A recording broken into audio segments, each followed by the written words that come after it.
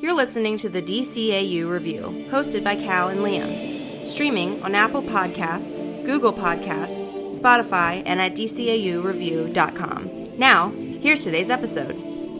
Welcome, everybody, to episode 95 of the DCAU Review. I am one of your hosts, Cal. With me, my good brother, Liam. Liam, we are technically still in the same month that we've been in. We're still in February, but we are starting a new month of programming as of today. We alluded to it, announced it last week. We've been hyping it up on social media all week. Welcome to Elseworlds Superman month. Yeah, we're very excited to kick off this month, and it's gonna be fun. I think we did an Elseworlds Batman month last year, which was so much fun. And you can certainly head back in the archives and hear those episodes at DCAUreview.com. But just like with The Dark Knight, the Man of Steel, in fact, lends himself to a lot of different takes, different versions, different iterations over the years. And we got a pretty fun one to talk about today. Definitely, Liam. We are kicking it off with the just released, it came out on digital this past Tuesday, Superman Red Sun, which of course is based on the 2003, I mistakenly said it was late 90s last week, but the 2003 graphic novel by Mark Millar. And this is one of those classic sort of, it's an Elseworlds tale, ironically, falls under the DC Elseworlds banner at the time. I think now maybe that has converted into what they call DC Black Label. I don't know that they have the official Elseworlds tag anymore. But so it's a standalone outside of continuity tale, but it gained a lot of popularity just because of this sort of, it was because of great writing by Mark Millar, and certainly I think just because of the idea, the what if factor, those what if storylines that are popular are always just seemingly bringing excitement to people. Yeah, definitely. I think it's one of those things where it's a really easy to explain concept. You know, if you're doing like the they call it the elevator pitch, like Superman, but instead of crashing down in God's country, in the heartland of America, he crashes down in Soviet communist Russia. That's a really simple and easy to latch on to plot, and it's easy to kind of your imagination, I think, can kind of begin to run immediately. It's you get a little bit of a, what's the nature versus nurture thing? Is he still Superman truly if he doesn't have the Kents raising him and teaching him right from wrong? Is he still a hero without this pivotal part of his history? If you remove that and put him into completely different land with completely different values, completely different way of life, is he still Superman at the end of the day? And I think that's just a really fascinating concept to play with. Yeah, and I think so.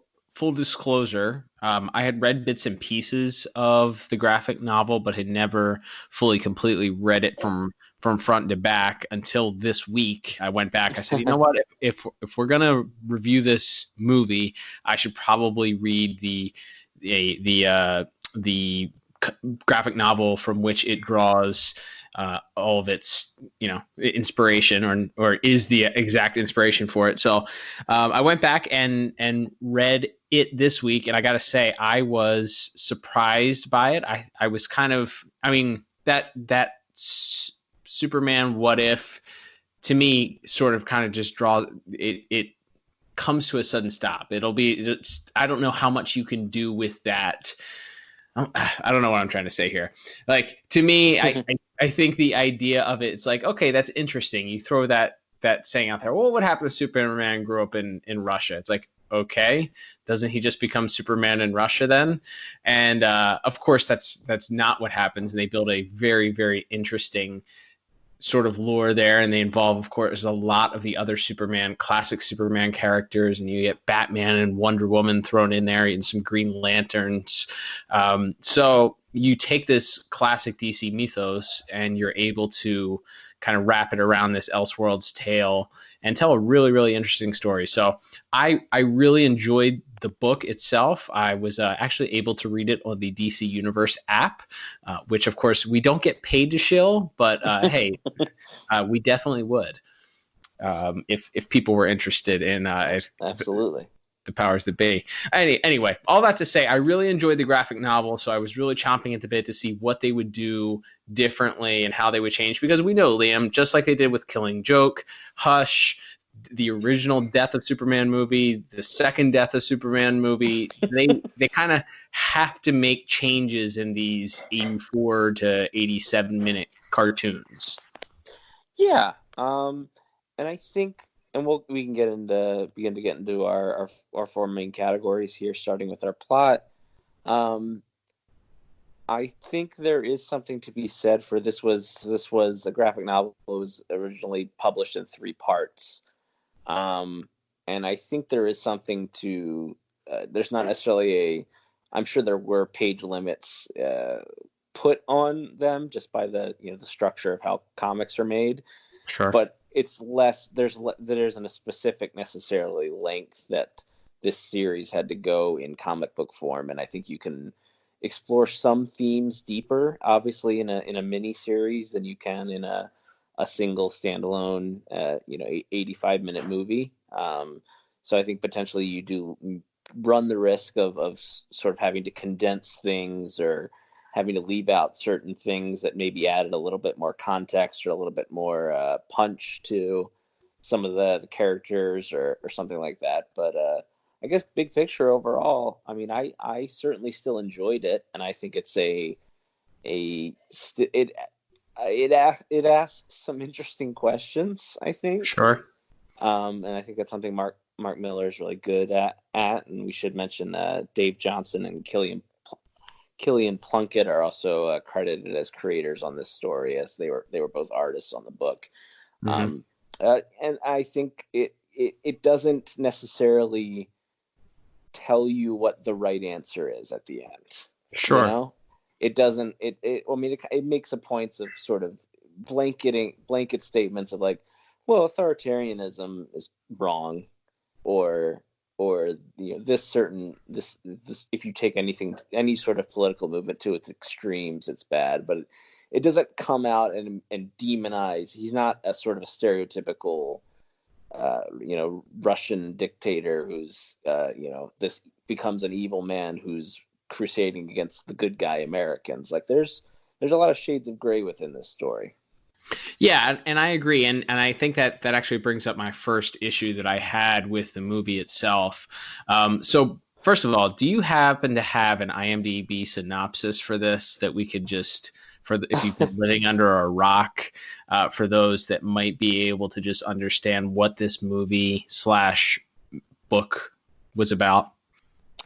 Well, of course, I do, in fact, have the official IMDb synopsis, and I will read it in my best announcer voice, as I always do. Thank you, sir. And this is, again, the synopsis for Superman Red Sun, which was written by J.M. DeMatteis, obviously adapted from the Mark Miller and Dave Johnson story, directed by Sam Liu, and that synopsis reads as such. What if Baby Kal-El's rocket landed not in Kansas, but in the Soviet Union? That is the premise of this Elseworlds tale from DC Comics. So yeah, kind of what we've been saying for the past. Screw you, IMDb. You didn't provide anything to us.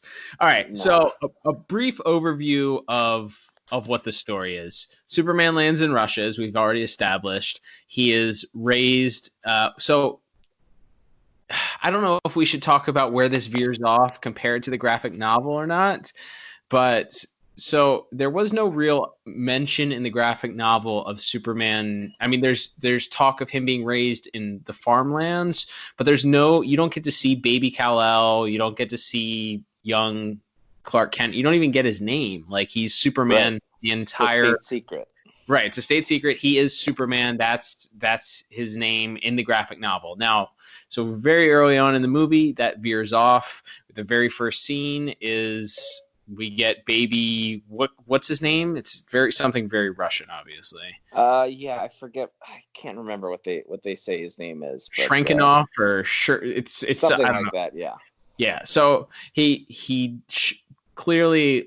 By the way, voiced by Tara Strong, who we'll talk about in a little bit. But he's developing his powers.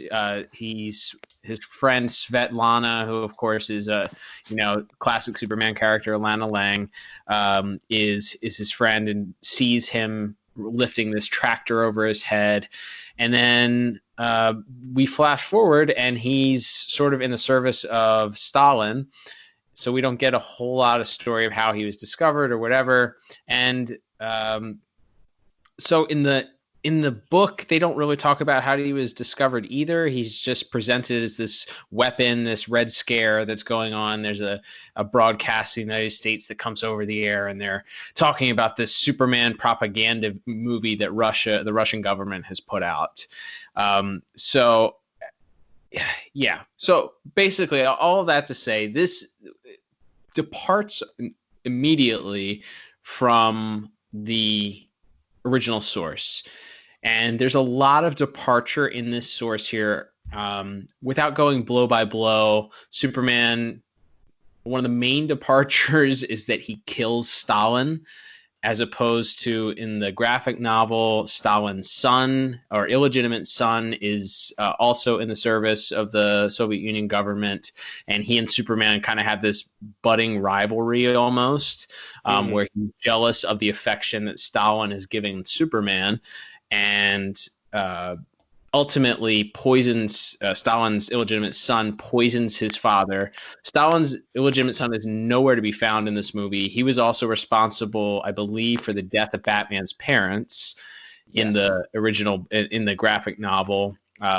He is also responsible for sort of he's co-conspires eventually with Batman, which I thought was an interesting undercurrent in that book. So he co-conspires with Batman to kill Superman after Stalin dies.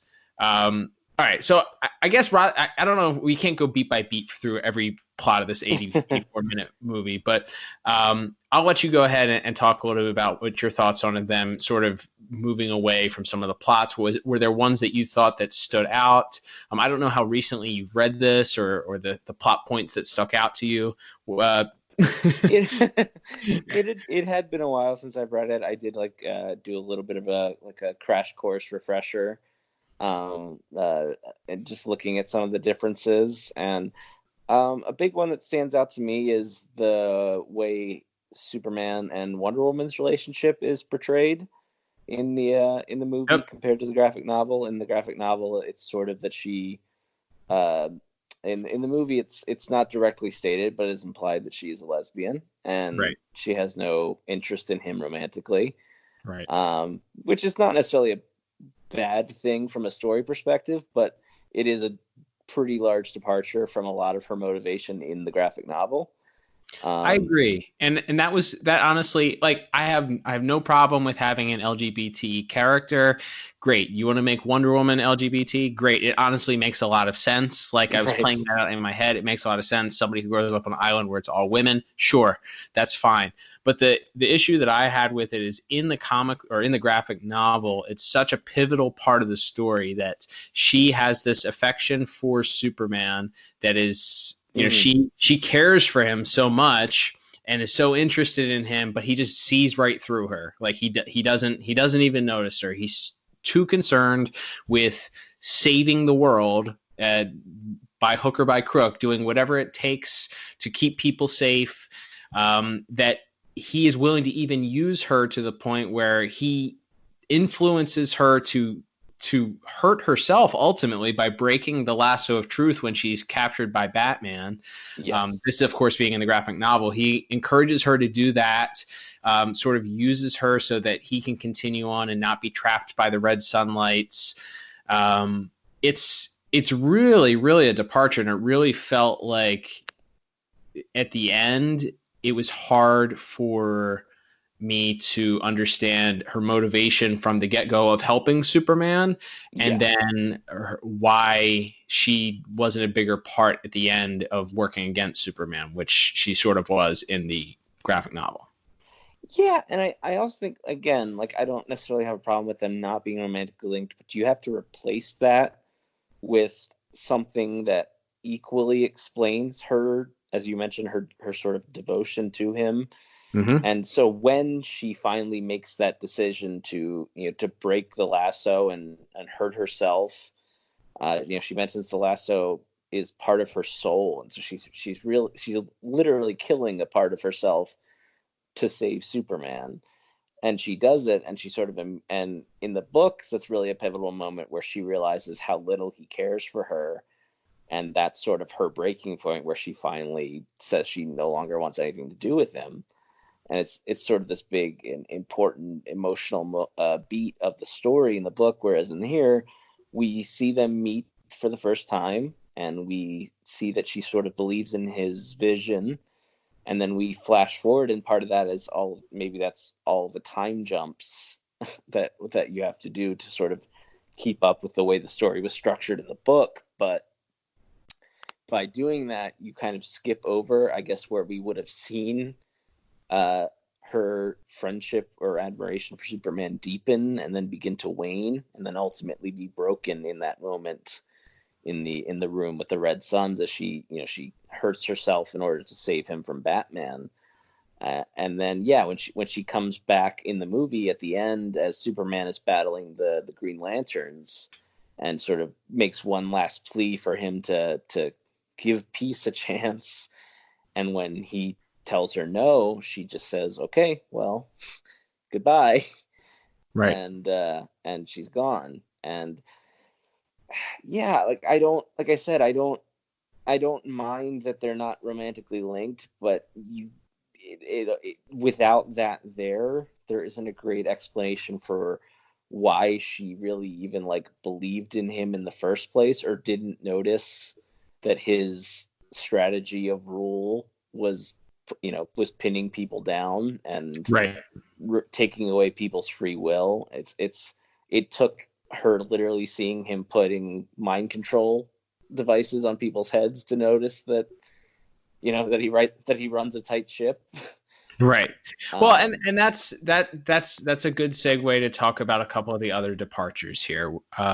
In the book, Superman was he was a very reluctant leader. Very early on in the graphic novel, Stalin is talking to him about how he's going to be the next leader, and he's a born leader, and he doesn't even want to get up and speak in front of this. They're having this Superman Day in Russia, and he doesn't even want to speak for it. He has to be basically shoved out in front of this crowd to speak and say a few words. So he's a very reluctant leader in the graphic novel. Eventually, once Stalin is poisoned and dies, Superman is convinced that he sort of has to take over because it's what his people need at that time. And then, of course, slowly throughout the book, he starts sort of taking more and more and more control. And to me, that was the most interesting thing about the Superman character in the book, is that he starts out as that reluctant leader. He just wants to help people, which is very classic, Earth One, our Earth, the Superman that we know and love. He doesn't want it. Yeah. He's not running for political office. He wants to save people. He wants to help people. He wants to have his own private life and be Clark Kent and do his own stuff. So to me, that speaks to the tale of, well, Superman, no matter what world he's on, Superman is Superman. Superman is Superman. So then for them to make this departure where not only, so they cut out the illegitimate son storyline and instead have Superman brutally murder Joseph Stalin, which say what you want, sort of Stalin, whether it's an animated version or a live version, that's pretty interesting visual to behold. But and certainly won't be winning any good guy awards anytime soon. So okay, that's fine. But it's sort of, to me, tainted the Superman character a little bit and made that realization at the end of what he'd become sort of anticlimactic. Yeah, I see what you mean. I mean, and they do try to put the weight of it in that moment on him as he vaporizes Stalin with his heat vision, and the rest of some of the other military generals break into the room and immediately kind of kneel to him, and he turns around, he has tears in his eyes. Like, this is, this moment of betrayal and anger, and it hurt him even after seeing all the atrocities that had been committed at the gulags. He still was obviously struggling with that. But then you cut, as you mentioned later on in the movie, where he isn't killing people who dissent. He is simply reprogramming them using Brainiac, but again, you've shown already that he is willing to kill if the need arises, and they sort of show him doing interviews where he gets involved in the Korean conflict, and he's sort of justifying, well, yes, people had to die for me to reunite the Koreas under my rule, but many more people would have died. And so at the end, when Brainiac keeps egging him on and telling him you've got to invade America, and he keeps saying, no, I won't do it, it's, the cost is too high. It's a little like, well, we've already kind of seen him take that step a few times. Yep. So, and again, and if there's some nuance there, if there's a difference there, that I'm fine with that. I just don't know that for me, it was adequately explained as to why that was a step too far, why invading America was the step too far, when seemingly invading other countries or killing other people's militaries wasn't necessarily too far.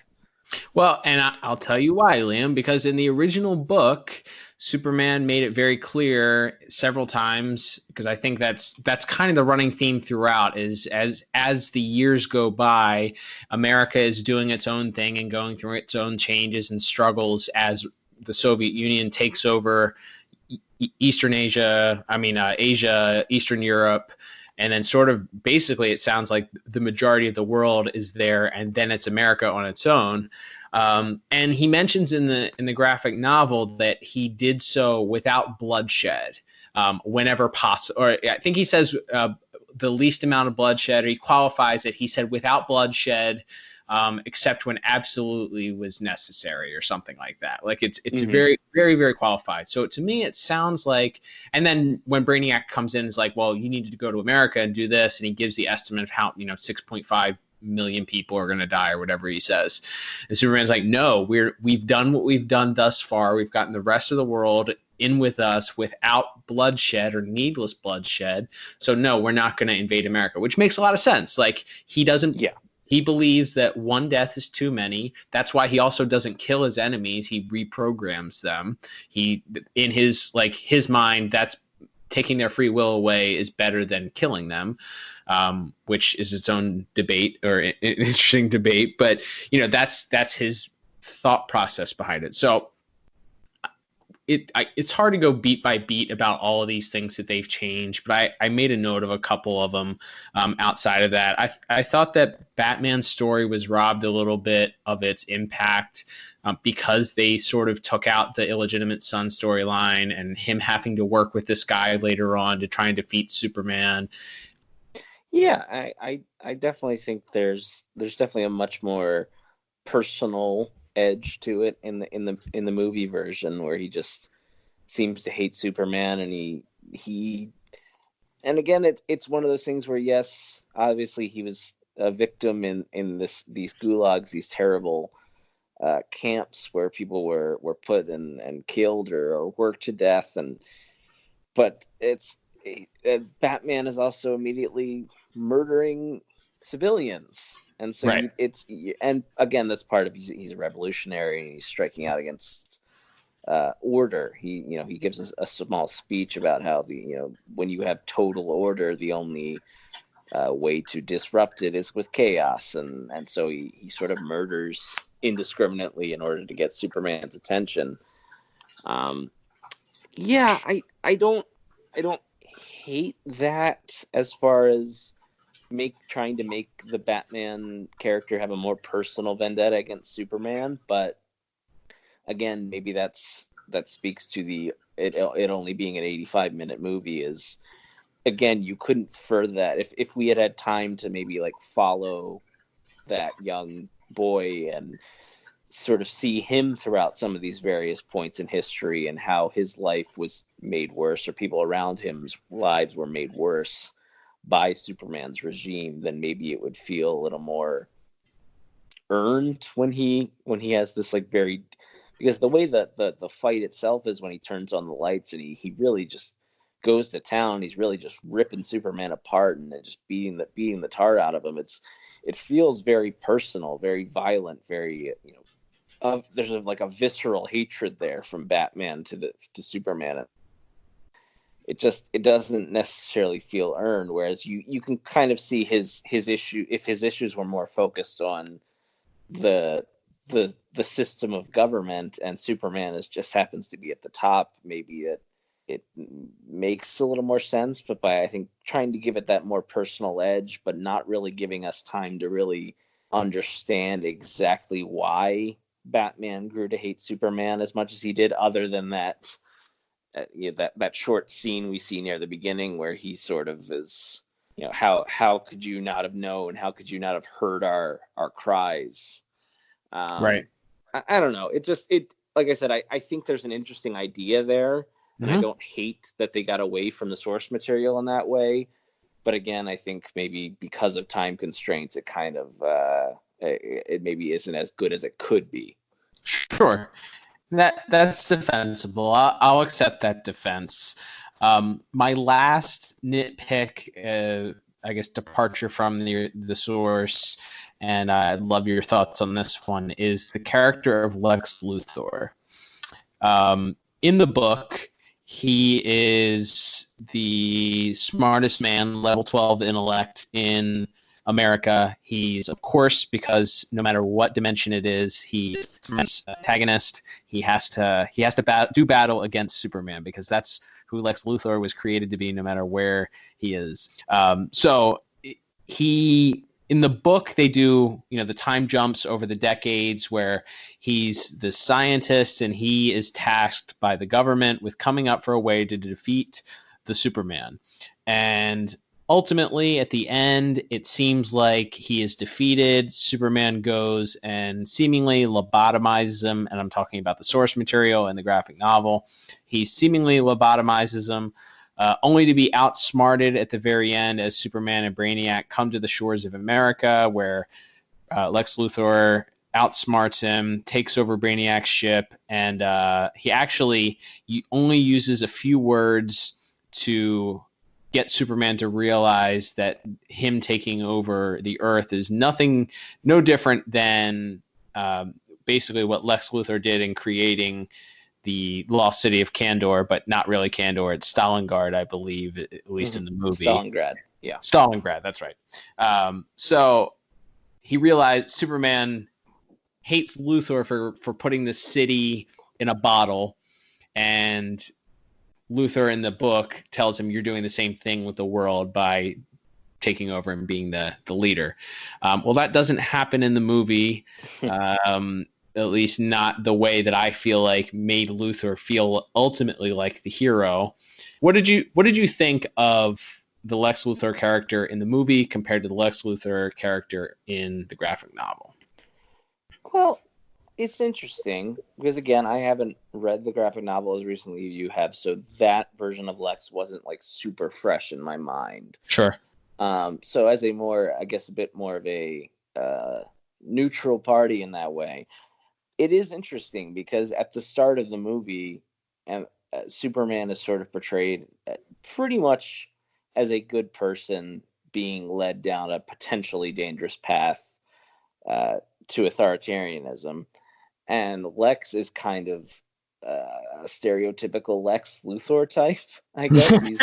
He's a slimy businessman who is, taking a lot of money from the government and very, pompous and very egotistical and believes in himself too much. Obviously, this version is married to Lois Lane, so that's kind of an interesting wrinkle to throw in there. But as we jump forward through time, and he sends the clone of Superman to fight the real Superman in Russia. and he keeps like injecting him with more power and more power and sort of monstrosity, this, I guess, kind of Bizarro-esque version of Superman, and ultimately kills him.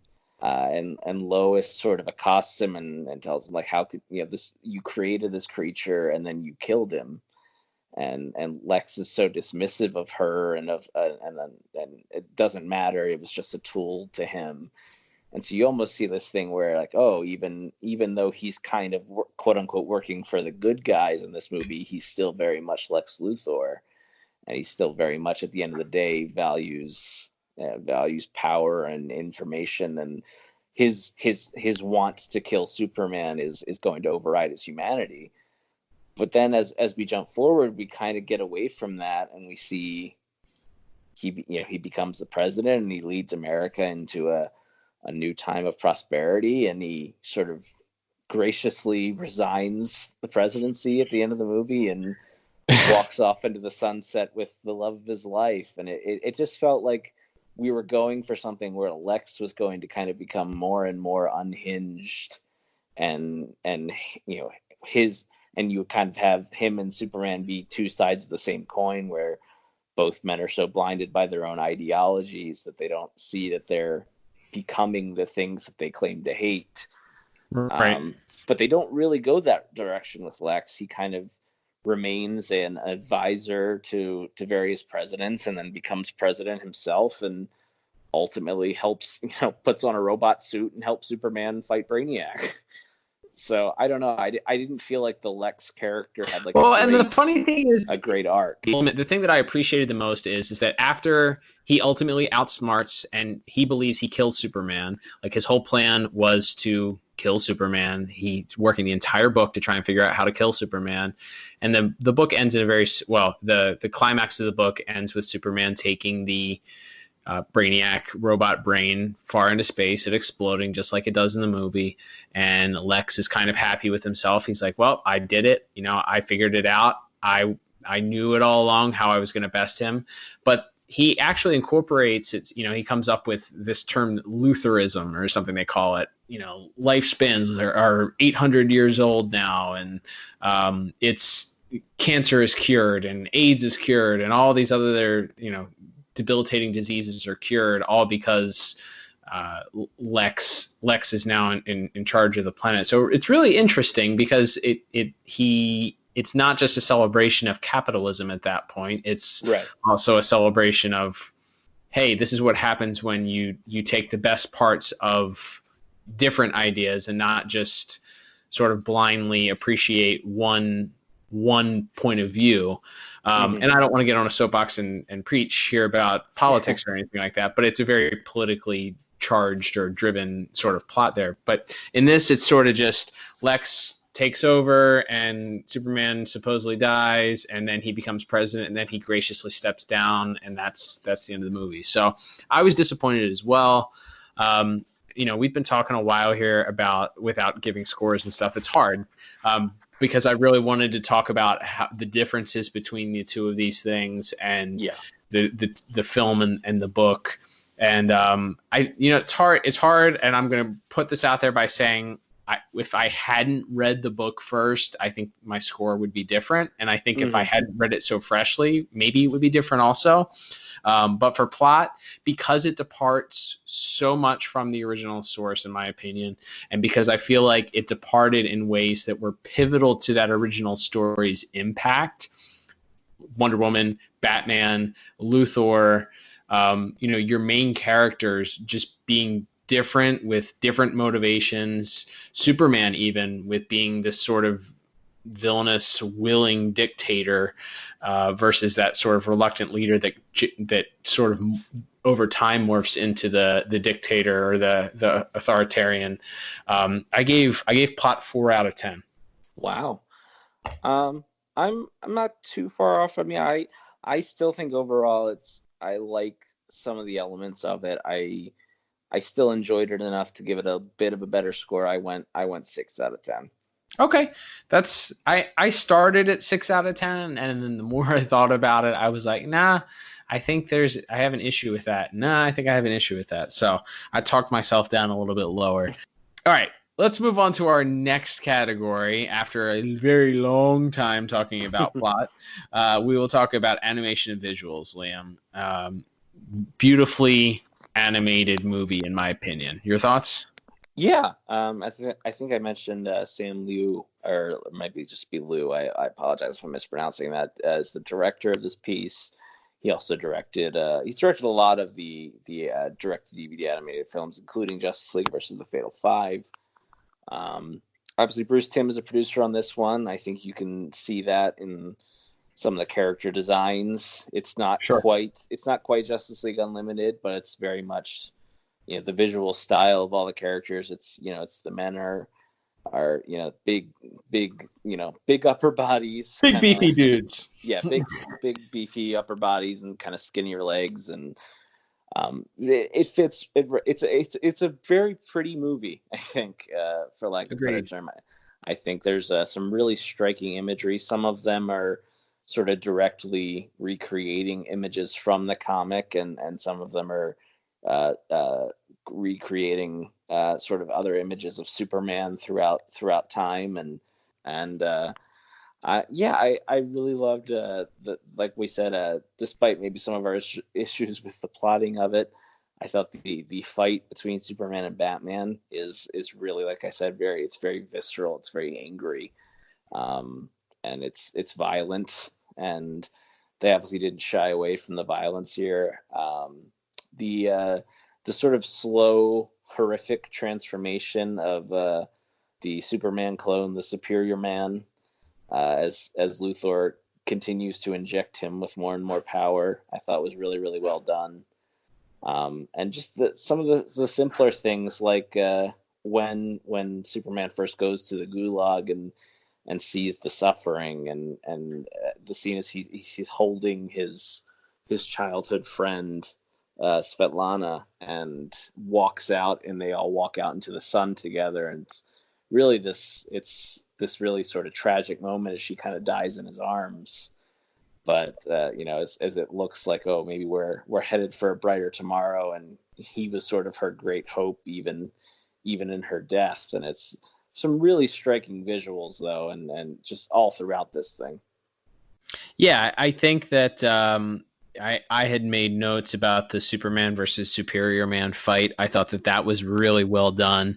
Lots of flying and sort of classic Superman fighting in the air against another flying foe that we're so used to from Superman the animated series, but it's always good to see done again, of course, with updated animation. I think that you were spot on with the Batman and Superman fight was done really well. I actually thought that the Batman sort of the Batman terrorist attack is what I'll call it, when he blows up the Superman museum. There's some he sort of also takes over helicopter jacks, I guess. He helicopter jacks the helicopter and flies around. There's some cool digital animation for that. He's then pursued by Superman. Really, really good stuff. I really, really thought that this was a visually interesting movie, and of course, the character designs are lifted directly from the source material. That I appreciated that they didn't stray from too much. I actually thought that Wonder Woman's look improved from when she comes back after she reappears after breaking the lasso of truth in the 80s. I thought that it was cool. They gave her that white hair and the white uniform. I thought that was an awesome look for her, for an aged Wonder Woman. So I thought visuals are very, very strong. I thought that the Brainiac head robot, which is, again, I guess Brainiac is just Brainiac in every dimension. But having the Brainiac head and tentacles spaceship is always a great visual too. So for that reason, I thought visually very striking, very fun to watch, very good to look at. The digital animation fits in seamlessly with everything. I mean, the 3D digital animation for the vehicles and stuff, I thought fit in seamlessly with the regular 2D animation. So I had no choice but to give this a 10 out of 10 for animation. What about you? Very nice. Yeah, I went 9 out of 10. I think it's really strong. I loved all the different constructs that the Green Lanterns were Oh, making, yeah. and the way the Green Lanterns sort of all were working in tandem as they're trying to, I guess, crush Superman.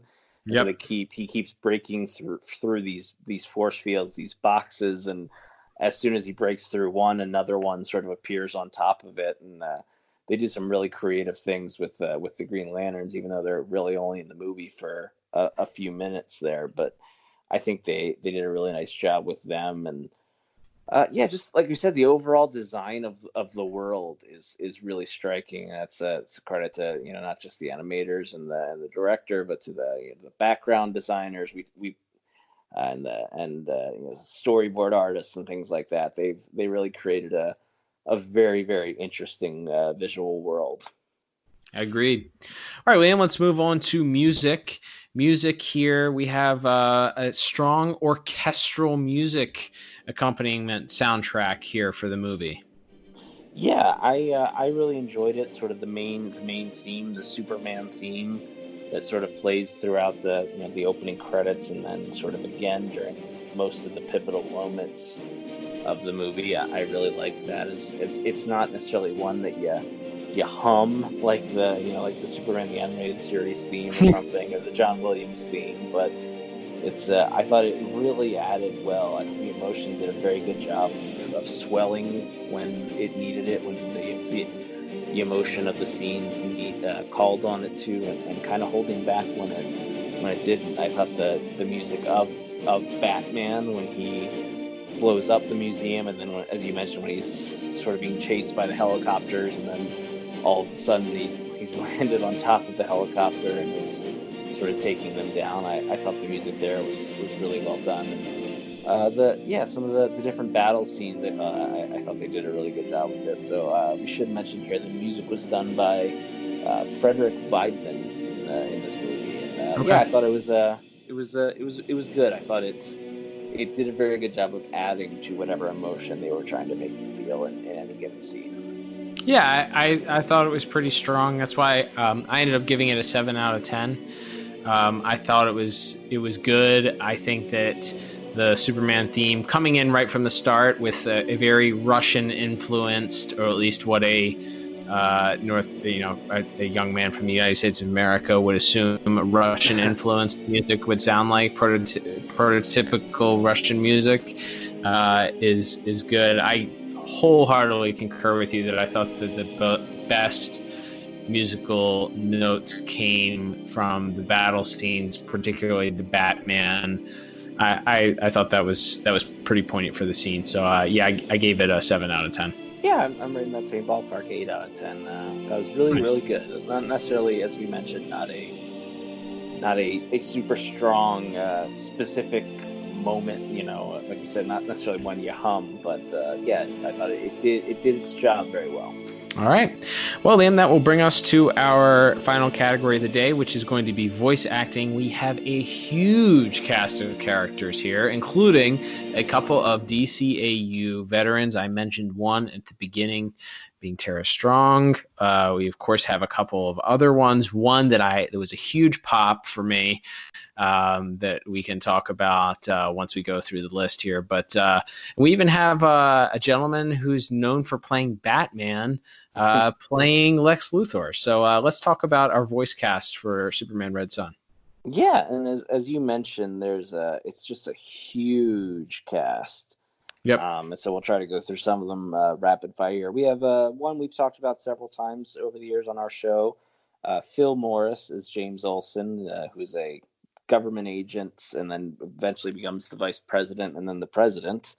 Right. At the end of the movie. Phil Morris, who was played the Martian Manhunter on Smallville and done tons of other voice acting roles, including Jackie Childs on Seinfeld.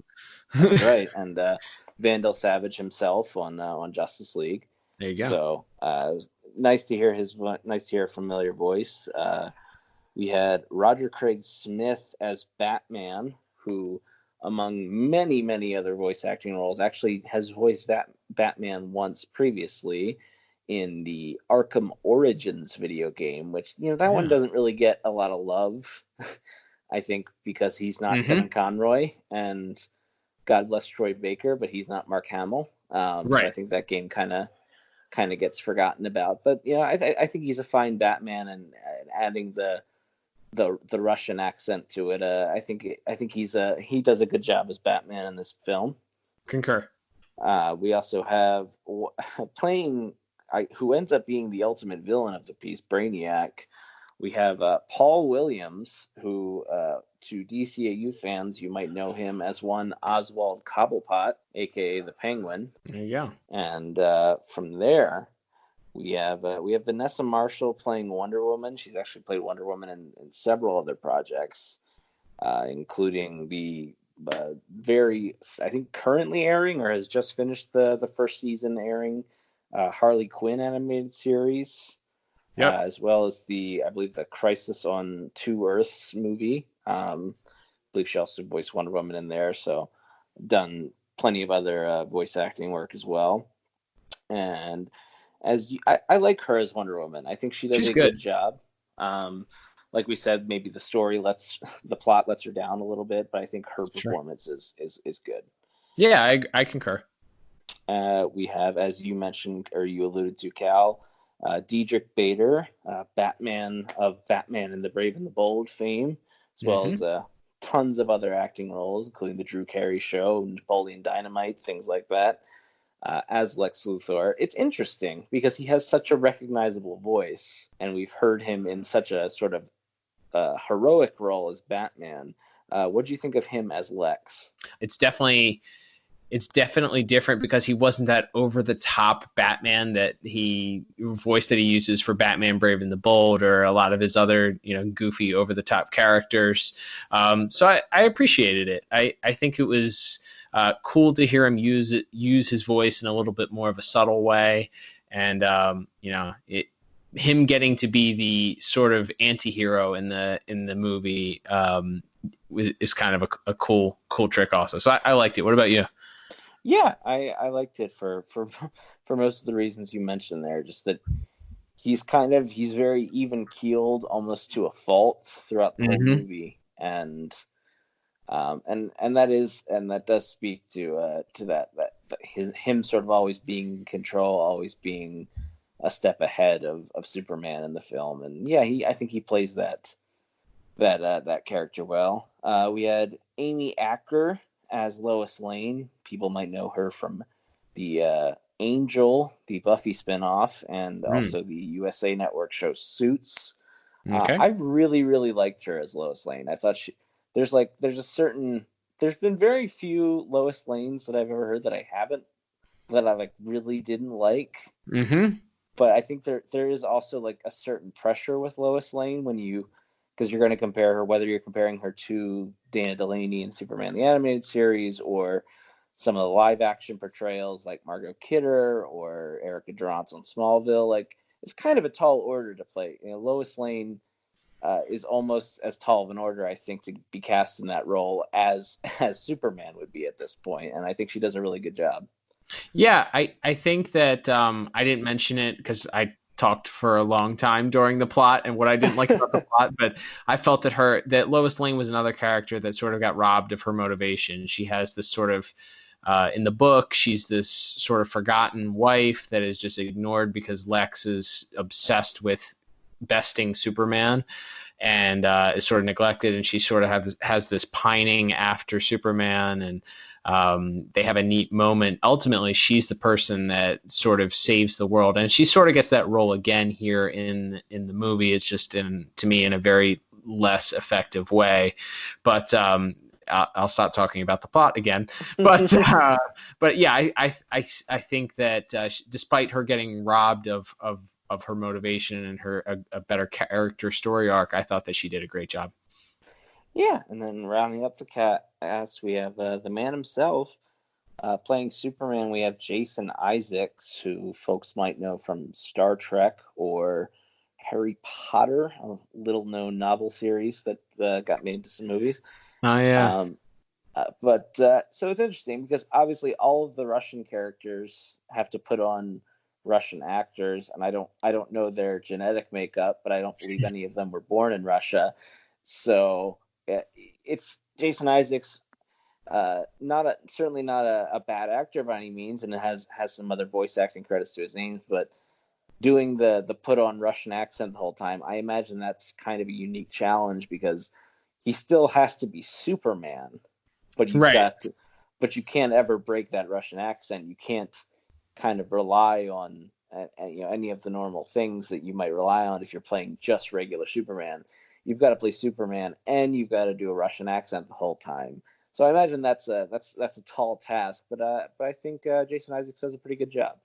Yeah, I think he is. I think he's strong. I think that it's always hard when you've recast it or you're doing a different cast. Just like you mentioned with Lois, like you have somebody in your mind that is just so legendary at playing this character, and with Superman, you honestly have between Tim Daly and George Newbern, you have two really, really strong performances for Superman, and certainly even if they had their good episodes and bad episodes, you're always going to look back and compare fairly or unfairly to people cast as that same character later on, even though this is a different iteration of that character.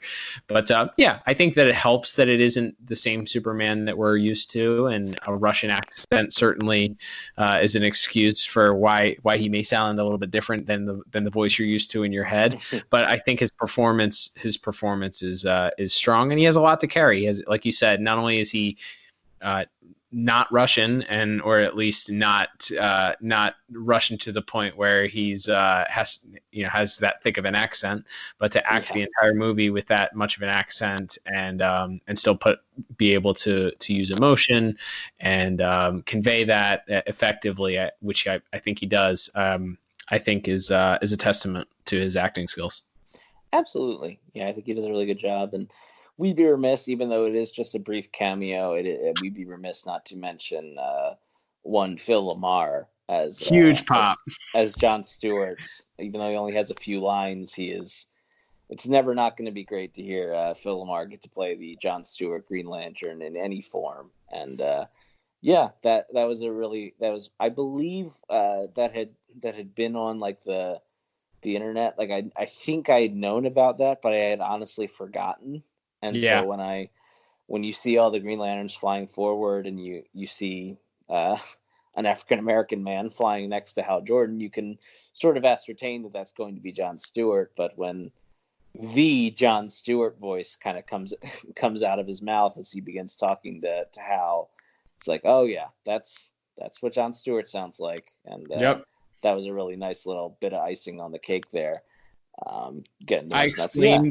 I exclaimed as I was watching this morning at 6 a.m. in my house. Yeah! Definitely. And this is more of a visual note, but that last little scene is after Wonder Woman flies away is how Jordan is kind of trying to commiserate with Superman, and Superman just punches him in the face and he flies down and skips across the water a few times was pretty darn great. But I agree. Yeah, getting into our scores here, I gave voice acting, like I said, I think everybody is at the very least good, and I think a few people are really good, maybe even great. I gave voice acting an 8 out of 10. Nice. I am right in the same ballpark with you. I gave 7 out of 10. I think that there is certainly some strong parts of the movie. I think that some of the dialogue and stuff, and again, it just brings some of it down. I was also a little bit disappointed that we didn't get any Corey Burton in this movie. You hear Brainiac and a different voice comes out of him, and it's that should be Corey Burton. But that's maybe a little nitpicky, but still, my score 7 out of 10. So that will finally bring us to our final scores here, Liam. Totaling everything up, I come up with a final score of 28 out of 40. What about you? Yeah, I'm just a tick higher. I'm at 31 out of 40. So, okay. As we get into rewatchability here, as we're wrapping up, I think it's worth a watch. Especially, I think it would be interesting to hear more people who are familiar with the graphic novel to watch this and see if I'd like to see if they have some of the similar thoughts that you had, especially someone who's read it so recently. Or maybe the reverse. Maybe people that watch the movie first and then go back and read the graphic novel afterwards. But I mean, either way, I think it's definitely worth a watch. I don't know that I would say you need to go out and buy it full price, but yeah, if you have an opportunity to watch this and it's a reasonable price, I say go for it.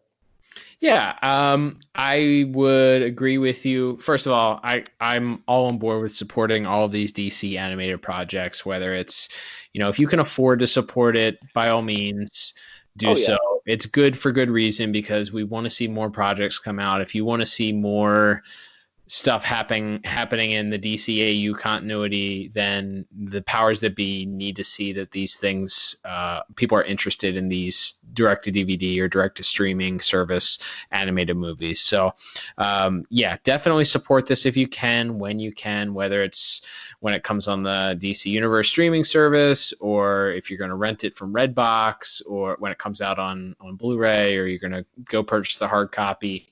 Yeah, support this if you can, because, hey, it's a Bruce Timm project. It's a DC animation project, and we want to see more of these things.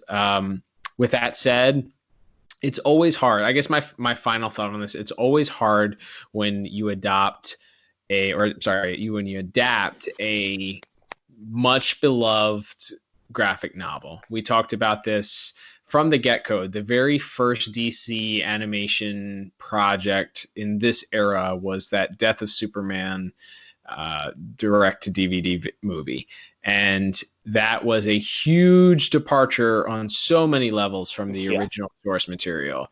And it was disappointing, because you were expecting one thing, because you know this story like the back of your hand. You've read those comic books over and over and over again, and you're excited to see this in animated form. But then you have to realize that when they're doing this, there's so many voices that are probably chiming in here about what you have to make that's marketable, and what you can fit in, and what your time constraints are, and how can you make this appeal to multiple different people, and the old fans and new fans, and what is only relevant for the time that this book came out, and what can we update and upgrade, and what type of motivations. And then you have creative forces that are tasked with adapting this stuff, that are also creative individuals in their own, that want to put their own spin on things, and have their own creative ideas, and don't just want to copy and paste everything. So it's funny, because last year when we did Elseworlds, we talked about the Batman Under the Red Hood movie, and if you remember, we talked about how at times it felt like it was too much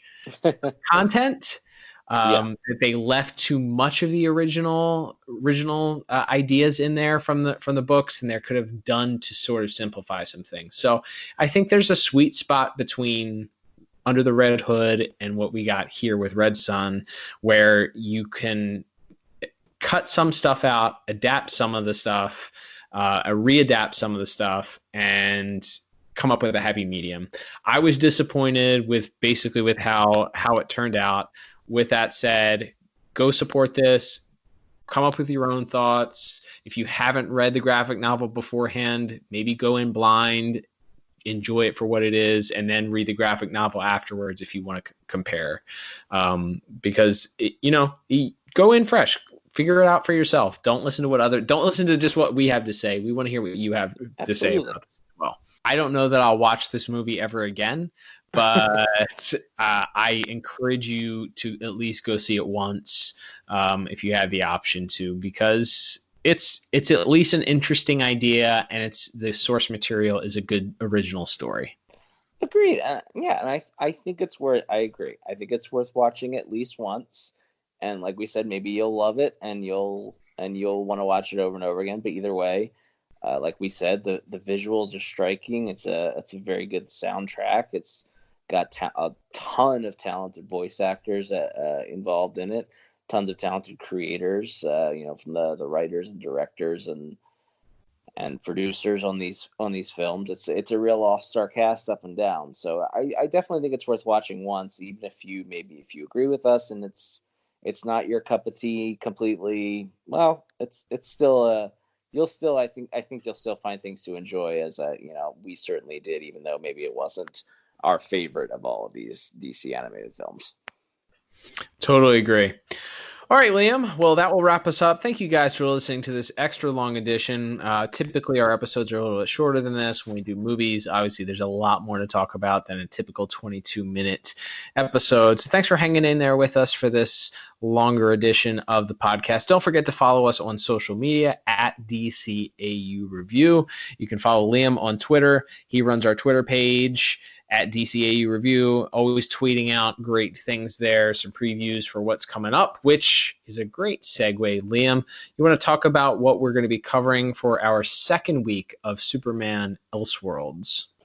Yeah, we're very excited to move on from the brand new story to one of the first pieces of Superman animation in existence. That being, we're going to be reviewing a pair of the Superman Max Fleischer cartoons, the shorts that would air in movie theaters back in the 1950s, and really looking forward to going back to those. Obviously, if you're listening to this podcast, you're probably aware, but those Fleischer cartoons had a lot of impact on Batman the Animated Series and obviously Superman the Animated Series. So they're built into the DNA of this larger DCAU that we talk about every week, and it's gonna kind of be fun to go back and then look at ground zero of the whole thing with these Fleischer Superman cartoons.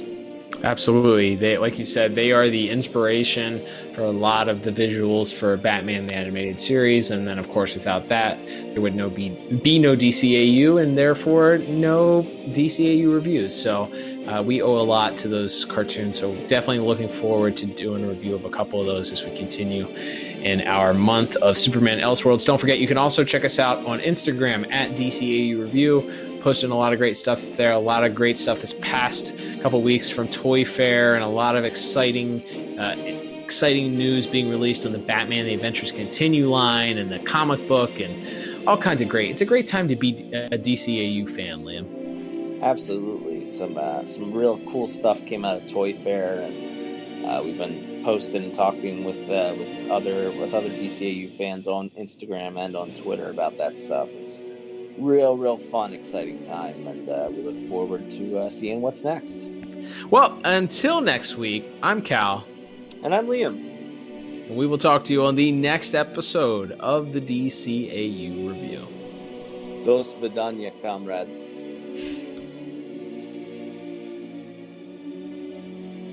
Hey everybody, Cal back here again. I just wanted to give a quick plug and a quick shout out to Scott and Tyler of the DC Figures and Collectibles podcast. They were kind enough to have us on the latest episode of their podcast, which can be found on Spotify and Anchor. Don't forget to check them out. They did a great job hosting us. We talked about a whole bunch of DCAU stuff. They're also available on YouTube, so check them out. You can follow them. They both have great, really fun Instagrams also at the.batfan. That's Scott, and Tyler, he's at BatmanFigs. They do a lot of cool photography using their Batman and DC figures. So do me a favor, check those guys out, and a big shout out. Thanks guys for having us on last week. We had a blast.